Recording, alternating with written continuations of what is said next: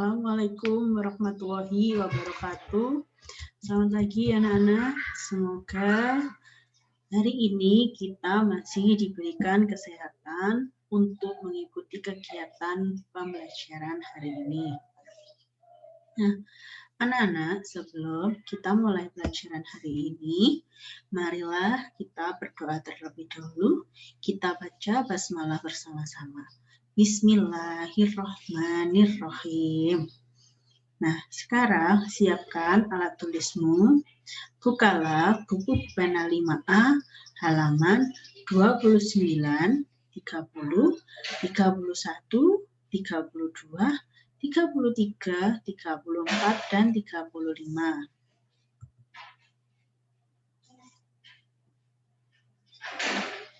Nah, kita akan belajar subtema 2 tentang manusia dan lingkungan. Pembelajaran yang pertama yang akan kita pelajari yaitu tentang aktivitas-aktivitas untuk menjaga kesehatan alat gerak. Anggota tubuh dapat bergerak karena adanya otot dan tulang. Cara menjaga agar otot dan tulang tetap kuat, kita harus mengkonsumsi makanan dan minuman yang sehat, serta menjaga pola makan yang teratur. Makanan yang baik untuk pertumbuhan tulang dan otot antara lain susu, daging, sayur mayur, dan telur. Nah, berikut upaya menjaga kesehatan sistem gerak pada manusia. Yang pertama yaitu dengan meningkatkan kandungan kalsium dalam asupan makanan. Makanan yang banyak mengandung kalsium antara lain adalah susu, kangkung, kedelai, dan olahan lainnya, seperti ikan, salmon, kacang almond, dan brokoli. Yang kedua yaitu berjemur pada sinar matahari pagi. Sinar matahari pagi sangat baik bagi kesehatan sistem gerak karena sinar matahari pagi membantu pembentukan vitamin D yang sangat penting dalam membantu penyerapan kalsium dalam makanan. Yang ketiga yaitu memperhatikan asupan vitamin D. Memperhatikan asupan vitamin D dengan makan makanan yang mengandung vitamin D. Makan yang mengandung vitamin D antara lain telur, produk olahan kedelai, minyak ikan, ikan berlemak, hati sapi, dan udang. Yang keempat yaitu memperhatikan aktivitas fisik yang cukup setiap hari. Melakukan aktivitas fisik cukup setiap hari supaya upaya menjaga kesehatan sistem gerak manusia. Aktivitas fisik dapat membantu terbentuknya tulang yang kuat dan memperlambat proses kerapuhan tulang pada tubuh.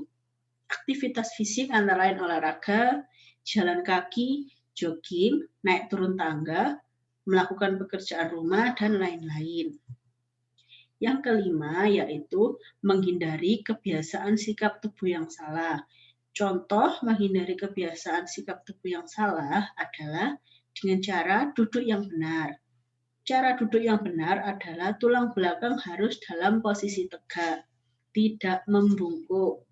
Saat tidur sebaiknya memakai alas yang datar dan padat agar posisi tulang belakang tetap lurus. Seperti contoh di gambar berikut ya. Nah, sikap duduk yang benar yaitu sikap duduk tegak. Dan sikap berdiri yang benar yaitu tegak, tidak membungkuk. Materi selanjutnya yaitu mengidentifikasi ide pokok pada teks. Nah, sebelumnya anak-anak kan sudah mempelajari cara menentukan ide pokok pada teks. Masih ingat kan apa itu ide pokok? Nah, ide pokok merupakan inti permasalahan dari sebuah teks. Sebuah teks biasanya terdiri atas beberapa paragraf. Setiap paragraf memiliki ide pokok yang berbeda. Untuk memudahkan dalam mengidentifikasi ide pokok, kamu dapat menggunakan tabel.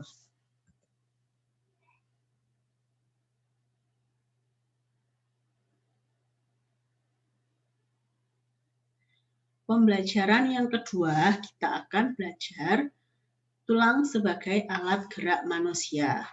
Nah, dalam tubuh manusia itu terdapat tulang yang berfungsi sebagai penopang tubuh, memberi bentuk tubuh, tempat melekatnya otot-otot. Tulang berdasarkan bentuknya yaitu terdiri dari tulang pipi dan tulang pipa. Tulang pipi itu seperti tulang telapak tangan dan tulang rusuk. Dan tulang pipa yaitu tulang paha dan tulang lengan. Berikutnya berdasarkan zat penyusunnya yaitu terdiri dari tulang awan. Tulang rawan itu contohnya seperti telinga dan tulang keras itu contohnya seperti tengkorak, kepala.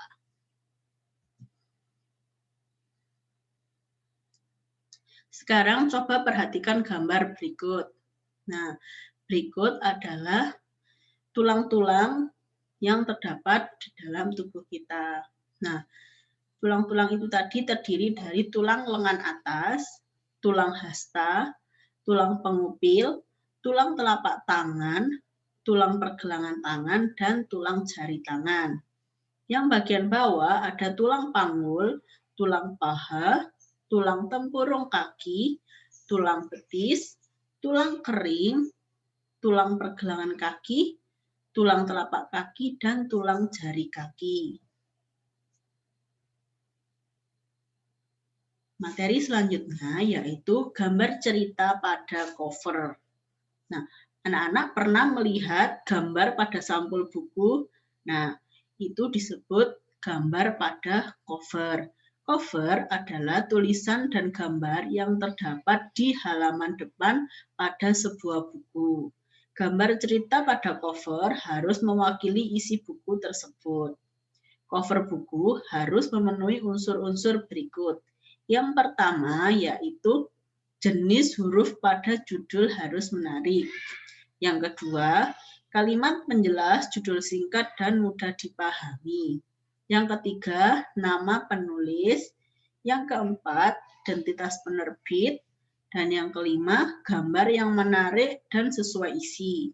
Yang keenam, sinopsis isi buku pada cover belakang. Dan yang terakhir yaitu identitas buku pada punggung buku. Nah, perhatikan cover buku berikut. Nah, di bagian punggung buku ya itu ada identitas buku pada punggung ya. Selanjutnya yaitu nama penulis. Kalimat penjelas judul, judul buku, gambar cover, identitas penerbit, nama penerbit ya, terus punggung buku. Nah, bagian buku itu ada cover depan, punggung, dan cover belakang.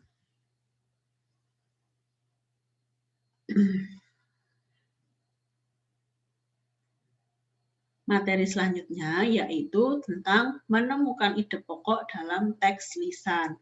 Teks lisan merupakan teks hasil pembicaraan seseorang ataupun hasil percakapan. Misalnya, percakapan atau teks tulis yang dibacakan oleh gurumu. Cara menentukan ide pokok pada teks lisan yaitu dengarkan teks dengan sungguh-sungguh. Catatlah permasalahan atau peristiwa yang dibicarakan dalam teks. Tentukan topik serta kalimat yang menjadi inti pembicaraan dari teks lisan. Nah, itu tadi anak-anak materi yang kita pelajari hari ini pada tema 1, subtema 2, pembelajaran 1 dan 2. Sekarang tugas kalian yaitu mengerjakan ayo berlatih di buku pena. Yang pertama yaitu menuliskan aktivitas untuk kesehatan alat gerak yang ada di buku pena halaman 29. Yang kedua yaitu menuliskan ide pokok dari tiap paragraf teks yang telah dibaca yang ada di buku pena halaman 31. Yang ketiga, menjelaskan alat gerak manusia yang terdapat pada buku pena halaman 32. Yang keempat, menunjukkan bagian-bagian cover buku yang terdapat pada buku pena halaman 34. Dan yang terakhir, menyebutkan tema, informasi penting, dan ide pokok dari teks lisan yang ada di buku pena halaman 35. Teks bisa dilihat di lampiran halaman 234. Nah, itu tadi tugas-tugas anak-anak yang harus dikerjakan di rumah ya. Anak-anak harus tetap semangat meskipun belajar dari rumah dan selalu jaga kesehatan. Jangan lupa selalu berdoa. Baiklah anak-anak, kita tutup pelajaran hari ini dengan bacaan hamdalah. Alhamdulillahirabbil alamin. Semoga pelajaran hari ini dapat bermanfaat untuk kita. Akhir ya.